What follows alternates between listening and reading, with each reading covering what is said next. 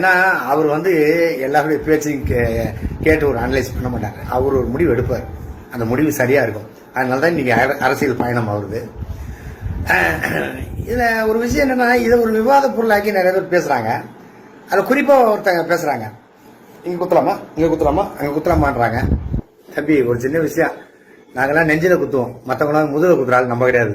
அதே மாதிரி இன்னொருத்தர் சொல்றாரு, பச்சை குத்திட்டா பதவி வந்துருவான், முட்டாள்தனமா இருக்கு அப்படின்னு ஒரு பேசுறாரு. அவருக்கு நான் பர்சனலா போன் பண்ணி சொன்னா, சார் பச்சை குத்துறா எனக்கு பதவி வருமா சார் அப்படின்னு அவரை கேட்டேன்னா, ஒரு விஷயம், ஒருத்தரை பத்தி என்னன்னு தெரியாமையே நீங்க எல்லாம் பேசுறீங்க தெரியுமா, இதே முதல்ல தவறு.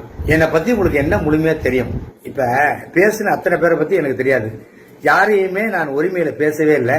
இத நான் ஆரம்பத்திலிருந்தே பண்ற ஒரு விஷயம். அதை தாண்டி என்னுடைய தலைவரும் நண்பருமான விஜய் சார் இதுதான், யாரையுமே இது வரைக்கும் உரிமையில பேசுனதே கிடையாது. அவர் நடிகரா இருக்கும் போதும் சரி, இப்ப தலைவரா இருக்கும் போதும் சரி, வார்த்தைகள் ரொம்ப கவனமா இருப்பார். நான் எங்கேயாச்சும் சின்ன தப்பு பண்ணிடக்கூடாது, இதனால விஜய்